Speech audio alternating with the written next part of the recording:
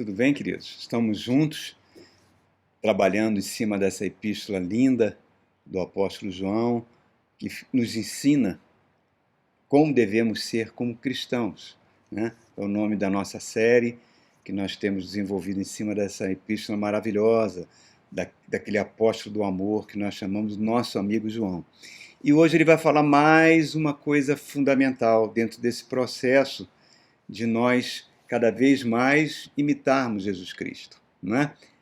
Nós vamos estar falando sobre não amar o mundo. Vamos ver o que o apóstolo João tem para dizer sobre esse tema tão importante. Eu convido você a abrir a sua Bíblia na primeira carta de João, no capítulo 2, do verso 15 ao 17. Fala assim: Não ame o mundo, nem o que nele há. Se alguém ama o mundo, o amor do Pai não está nele. Pois tudo que há no mundo, a cobiça da carne, a cobiça dos olhos, a ostentação dos bens, não provém do Pai, mas do mundo. O mundo e a sua cobiça passam, mas aquele que faz a vontade de Deus permanece para sempre. Lembra dos últimos encontros, quando nós falamos do objetivo da Bíblia toda, é que a gente se pareça cada vez mais com Jesus. O Espírito Santo veio com essa missão de transformar a nossa natureza para que a gente se pareça mais com Jesus. Nós falamos que no Antigo Testamento a expressão usada era o temor de Deus, né? O princípio da sabedoria espiritual que a gente pode herdar quando a gente obedece os mandamentos de Deus, que pode se resumir numa única frase: a vontade de Deus prevalecer sobre a nossa vontade. É Jesus no Getsemane: Senhor, não se faça conforme a minha vontade, mas conforme a sua vontade. Isso é o temor de Deus, isso é imitar Jesus. E João nos lembra que nós hoje, com a presença do Espírito Santo em nós, e o que foi feito na cruz do Calvário, nós temos todo o poder para continuar nesse processo de crescimento espiritual, de parecer com Jesus. Não importa o que nós somos hoje, não importa os pecados que a gente cometeu ou que vem ainda a cometer, nós fomos perdoados por Deus. E nós temos hoje o poder para enfrentar o maligno. Nós falamos na nossa última mensagem sobre isso.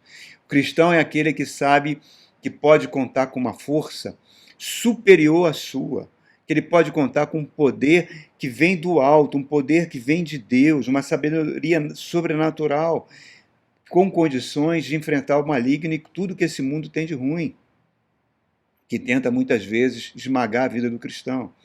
É a nossa defesa contra qualquer tipo de engano, é a nossa defesa contra qualquer tipo de pecado que possa, por acaso, venhamos a cometer. Então, só há um grupo de pessoas capazes de vencer o maligno nesse mundo tenebroso: aqueles que temem a Deus, que recebem a sabedoria sobrenatural. O temor a Deus é o princípio da é o princípio da sabedoria, perdoem-me. Amados, agora João está avançando sobre não amar o mundo. Deixa eu falar uma coisinha aqui com os irmãos, porque na mente de João isso era muito claro. Os judeus, eles ficaram 70 anos no cativeiro. Primeiro eles ficaram em torno de 30, 40 anos debaixo do Império da Babilônia e mais ou menos uns 25 ou 30 anos debaixo do Império Persa. Depois voltaram para a Terra Prometida, reconstruíram o templo, e 400 anos se passaram até que Deus encarnou na pessoa de Jesus. Mas, debaixo do domínio persa, que dominou o mundo naquela época, havia uma religião que existe até os dias de hoje, né? Chamada o Zoroatrismo. O profeta era Zoroastro, que dizia que no mundo haviam dois princípios que atuavam: o princípio da luz e o princípio das trevas, o Deus do bem e o Deus do mal. Esse pensamento ele influenciou muito o pensamento judaico também. E os judeus dividiam, também por influência disso, dividiam e dividem, até os dias de hoje, o mundo em duas grandes idades, duas grandes eras, dois grandes éons, como você preferir. O período que nós estamos vivendo, desde a queda de Adão até o dia do Senhor, que nós, como cristãos, entendemos a volta de Jesus Cristo, esse período, essa era, é uma era da perversidade, é uma era da maldade, é uma era que foi abandonada por Deus, onde campeia no planeta a iniquidade. A era que vai vir no dia do Senhor para o judeu é a época de Deus, a era de Deus, onde será totalmente boa, sem sofrimento nenhum. Mas, para a igreja primitiva e para a igreja que nascia, ela saiu do judaísmo, ela não era uma seita judaica. Os primeiros apóstolos eram judeus, ela nasceu ali em Jerusalém. Para aquela igreja que se espalhou pelo mundo nesses 2021 anos, era um ponto fundamental que essa época que o judeu achava que está para vir, para o cristão ela já veio. Já veio quando Cristo trouxe o reino de Deus. O reino de Deus habita em nós. O reino de Deus já chegou para um povo separado por Deus, um povo que está crescendo cada vez mais na face da terra, um povo exclusivo de Deus, que a Bíblia chama de igreja. Essa era do reino de Deus veio para esse povo, não veio para o mundo, veio para este povo. Então, a vida da igreja, a sua vida, a minha vida, ela está ligada a esta realidade. A gente não pode esquecer dessa realidade. O cristão não pode ficar em cima do muro, né, com relação aos valores desse mundo.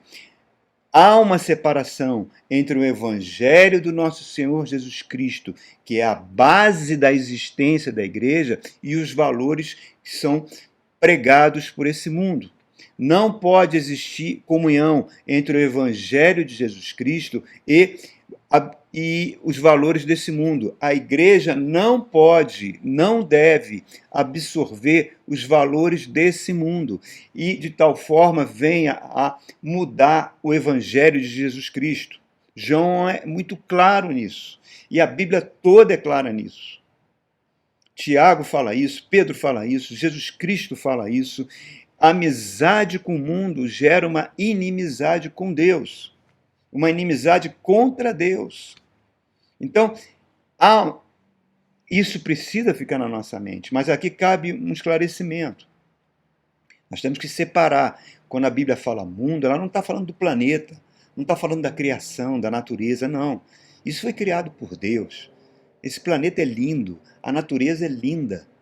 Tudo que Deus criou é muito bom. A Bíblia exalta a criação de Deus, Jesus exaltou a criação de Deus. E Deus não desistiu desse planeta. Deus, inclusive, a promessa é que esse planeta não será destruído, ele será regenerado. Novos céus, nova terra, onde não habitará mais nenhum tipo de maldade, nenhum tipo de iniquidade. Então, quando a Bíblia fala do mundo, ela não está falando do planeta, da natureza. Ela está falando de um sistema organizado que começou a partir da queda de Adão no Éden. Esse sistema, a Bíblia usa, a palavra grega que ela usa é cosmos com K, e que no livro do Apocalipse recebe o nome de Babilônia. É um sistema estruturado de tal forma, com princípios injustos, com desejos inferiores, com falsos valores, com egoísmo total. É o que marca a sociedade pagã que nós vivemos desde o Éden, desde a queda de Adão até os dias de hoje. Falsas crenças, falsas maneiras de viver, falsos deuses, cosmos, Babilônia está com os dias contados.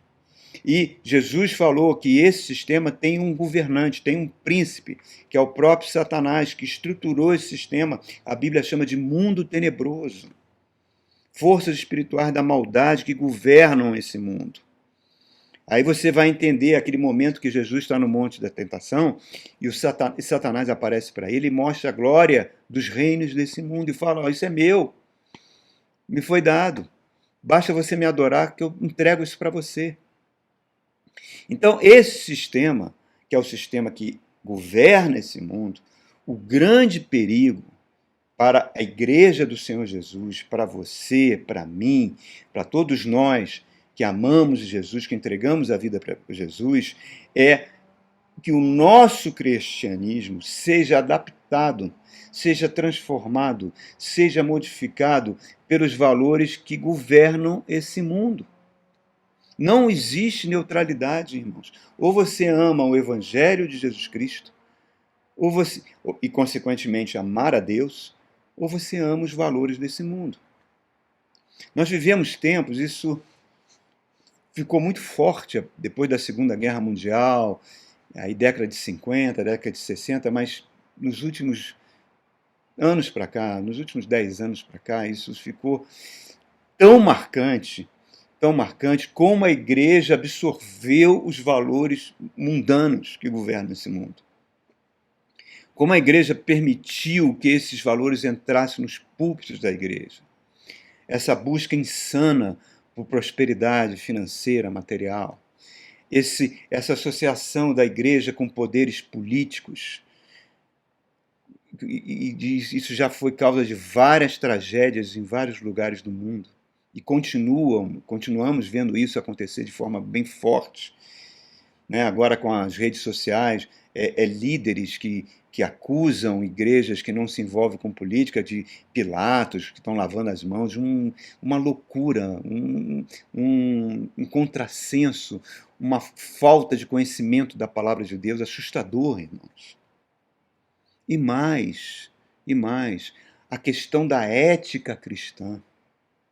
A ética cristã é o reflexo do caráter de Deus.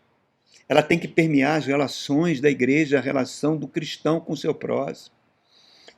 É completamente diabólico você ver uma igreja ocupar o templo de uma igreja que está passando dificuldade financeira, ou fechar aquele templo para que aquela igreja não tenha condições de continuar e ela ocupar aquele espaço. É uma igreja puxando o tapete da outra, querendo derrubar a outra. Isso é completamente insano e diabólico, irmãos. Nós vivemos esses períodos, essa falta de ética completa. E João está mostrando para nós, escolhendo 3 atitudes que têm poder de mundanizar a vida de um cristão. A primeira ele chama de cobiça da carne. Carne, né? A palavra carne no grego não significa natureza sexual, mas sim a própria natureza humana como um todo. Então, João não está falando especificamente sobre pecados de natureza sexuais, não. Ele está falando ambições mundanas, desejos mesquinhos, que é a causa de todo o sofrimento humano. A desigualdade social que nós vemos no nosso país tão intensa e em tantos outros lugares desse mundo, as crianças sendo abandonadas e prostituídas, o fracasso de todas as ideologias políticas. Todas as ideologias políticas fracassam, pois elas tentam consertar a humanidade, mas ignoram que a principal fonte para causar o caos na humanidade é o pecado humano. É o estado de rebelião do homem contra Deus. Nenhuma ideologia política nem passa por cima, nem arranha esse problema. É o ego humano que só busca o seu próprio prazer, a sua própria felicidade, e não considera o outro. É uma vida dominada pelos sentidos físicos. Só me interessa o prazer daquilo que eu estou vendo, daquilo que eu estou ganhando, daquilo que eu estou obtendo, que vai me dar algum tipo de felicidade. É um desprezo completo pelos valores desse mundo. Perdão, é um desprezo completo pelos valores espirituais, pelos valores de Deus, pelos valores do Evangelho, pelos mandamentos de Deus. Cobiça da carne. Segundo, ele fala a cobiça dos olhos. Isso, as redes sociais estão aí para mostrar isso para nós. Nós estamos vivendo isso de forma muito intensa. É a felicidade que está naquilo que eu vejo, naquilo que eu posso possuir, naquilo que eu desejo. É colocar toda a minha vida naquilo que é temporário, naquilo que é ilusório. Porque a Bíblia fala na segunda carta aos Coríntios, aquilo que nós vemos é ilusório. E aquilo que nós não vemos, o mundo espiritual, é que é a verdadeira realidade. É o eterno que importa, mas o eterno não é considerado. Todas as pessoas são coisificadas, as pessoas são descartadas, viram coisas para serem usadas. Essa grande potencial das imagens nas redes sociais, nos Instagrams, nos Facebooks, no YouTube, onde se mostra uma imagem muito distante da realidade, dos TikTok da vida. Parece que o uso de filtros, algoritmos computacionais que vão embelezar a pessoa, tira a barriga, põe a pele linda, mas a pessoa não tem nada a ver com aquilo, irmãos. É tudo fake. E isso está sendo cada vez mais exaltado. É aquela vida dupla do cristão. Na igreja ele é aquele homem de Deus, a mulher de Deus, sempre sendo admirado pelos irmãos, mas fora da igreja, no seio da sua família, ele é uma pessoa totalmente diferente, cujos valores do evangelho não são vistos nele, é uma vida de hipocrisia. O amor seja sem hipocrisias, diz Romanos capítulo 12. Então, é uma pessoa é escravizada pelos seus apetites, pelos seus sentidos. E entrega a sua vida a tudo aquilo que é temporário, aquilo que perece, aquilo que não tem futuro. Jesus conta isso de uma forma tão linda naquela parábola do agricultor que teve uma grande colheita do agronegócio, então ele vou fazer celeiros maiores para armazenar e vender isso no mercado e não vão precisar nem mais trabalhar, vou dizer para mim mesmo, agora chegou a época da fartura, minha alma, aproveita tudo que a fortuna trouxe para mim. E Jesus chama esse homem de louco, porque ele só está entesourando para si mesmo. A prosperidade que ele recebeu não é dividida. E aqui ele fala, você é louco, e louco é todo aquele que entesoura para si mesmo, mas não é rico para com Deus. Ser rico para com Deus é ser rico para com o próximo. Então, o homem que é preso a isso, ele é condenado ao desengano, à ilusão. É um homem desiludido. Agora, um cristão que tem o Espírito Santo, que a principal preocupação é o temor a Deus, amar a Deus sobre todas as coisas e amar o próximo como a si mesmo, ele está seguro. Ele tem uma alegria permanente. A presença do Espírito Santo está sempre nele. Então, o argumento de João é uma tolice, querido, você dedicar a vida àquilo que passa assim, ó, como um sopro. É a soberba da vida que ele está chamando aqui. É aquela pessoa que morre duro, mas não perde a pose. Né? É a pessoa que se endivida para mostrar um padrão de vida que ele não tem. Então, tudo isso, irmãos, tudo isso não tem nada a ver com os valores do reino de Deus. Não tem nada a ver com os valores do colocar o próximo no lugar do próximo, amar o próximo como a si mesmo. E o que é muito claro no que João fala, é que tudo isso tem tempo para acabar. Que a nossa vida aqui é como um sopro. E que nós devemos dedicar a nossa vida àquilo que é seguro e certo por toda a eternidade. Não acumuleis tesouros na terra, onde o ladrão e a traça devoram, acumuleis tesouros no céu, por toda a eternidade, que é basicamente viver o Evangelho de Jesus Cristo. Irmãos, essa semana eu vi uma aquelas séries de comédias americanas, né, que passam nos canais. Eu vi uma série da década de 90, tem quase 30 anos, tem 25 anos, que falava de um médico chamado Becker, que era um médico muito bom para a comunidade, muito gentil, mas ateu, profundamente ateu. E ele, sempre que vai na lanchonete, ele tem uns amigos na lanchonete que questionam ele não acreditar em Deus. Que é um absurdo ele não acreditar em Deus, não acreditar em Jesus Cristo. E Becker fala uma coisa que eu vi no último episódio, que eu fiquei, gente, ele falou isso em 1999, ele tem 21 anos. Ele falou o seguinte, olha, eu não quero esse cristianismo que é vendido por aí, onde as pessoas, quando vão para Jesus, entram na igreja, daqui a pouco elas se tornam pessoas críticas e julgadoras da vida dos outros. Segundo, eu não quero esse cristianismo onde as pessoas que depois que entram para a igreja se tornam tão egoístas que se tornam incapazes de amar aquelas pessoas que estão que Deus coloca, que o Deus de vocês coloca na frente delas, passando necessidades, e elas são insensíveis ao sofrimento dessas pessoas. Terceiro, eu não quero, nem gosto do cristianismo de vocês, quando eu ligo a televisão e aparece um televangelista pedindo algumas doações e arrancando dinheiro de pessoas muito pobres com a promessa de riqueza nesse mundo. Gente, ele falou isso. Um médico ateu. O texto era de um médico ateu. Pergunta, mudou alguma coisa nesses 20 anos para cá? Vamos recordar um pouco mais atrás.